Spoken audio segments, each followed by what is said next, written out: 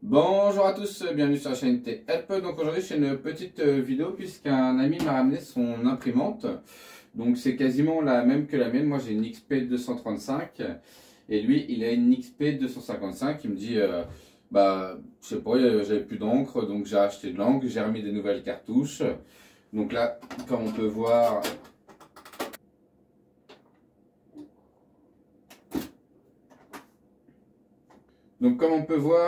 hop là, il a racheté, je sais pas si ça s'entend, hop là, ces cartouches là.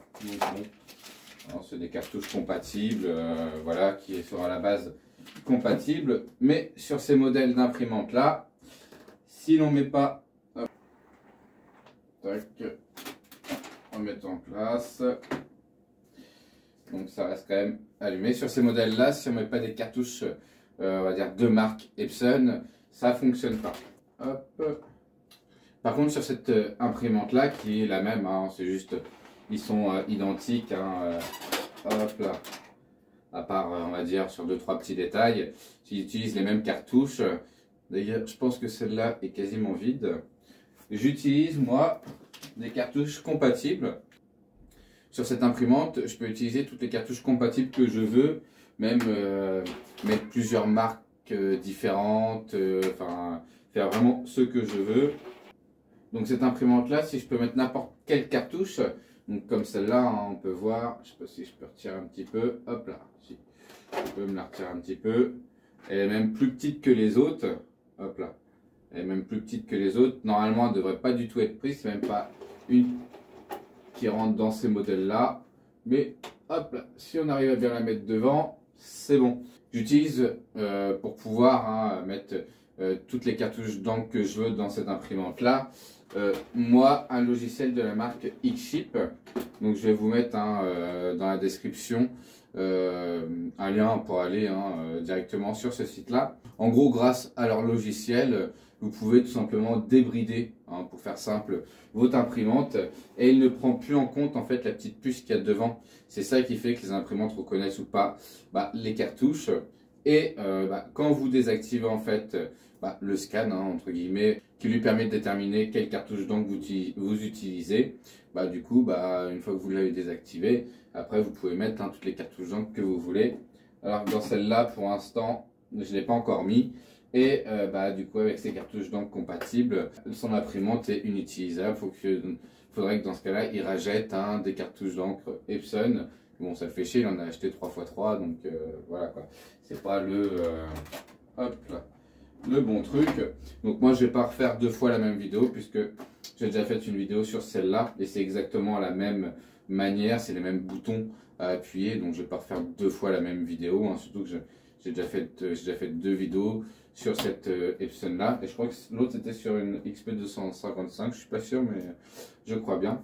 Donc regardez si vous avez une Epson ou une HP, regardez sur le site CIA chez votre imprimentier et téléchargez tout simplement, ça se fait en quelques étapes. Généralement il y a une suite de touches à appuyer, c'est vraiment pas grand chose à faire. Après, concernant les cartouches d'encre, on m'a déjà posé la question de savoir où est-ce que je les achetais. Moi, je les achète sur un site sur internet, c'est Imprime Encre. C'est pas mal et ils ont pas mal de cartouches d'encre compatibles qui fonctionnent quand même, même si les imprimantes ne sont pas débridées. Parce que même si cette Epson ne fonctionne pas avec ces cartouches d'encre là compatibles, c'est pas pour autant qu'elle ne fonctionne pas avec aucune des cartouches compatibles qui existent sur le marché. Ce site là est pas mal et ça permet d'avoir soit les cartouches d'encre de marque, soit les cartouches d'encre compatibles. Et généralement les cartouches d'encre compatibles, ça vaut largement le coup. En gros, pour une cartouche d'encre de marque Epson, on va avoir 3 cartouches d'encre avec le même remplissage à l'intérieur et la même qualité entre guillemets quasiment, enfin pour 99% de la population. Quand c'est que pour faire du papier de base, qu'est-ce qu'on s'en fiche qu'il soit vraiment super beau ou un petit peu moins beau au niveau de l'encre. Bon, moi je sais que je m'en fiche totalement quoi.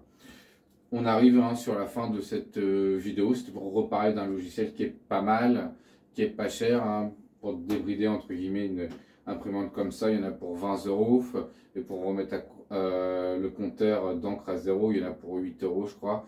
Et il y a un code promo qui est ITHelp qui baisse de 2-3 euros je crois pour le débridage pour les cartouches d'encre et d'1,50 € je crois pour la réinitialisation du compteur d'encre. Donc c'est toujours ça de gagner.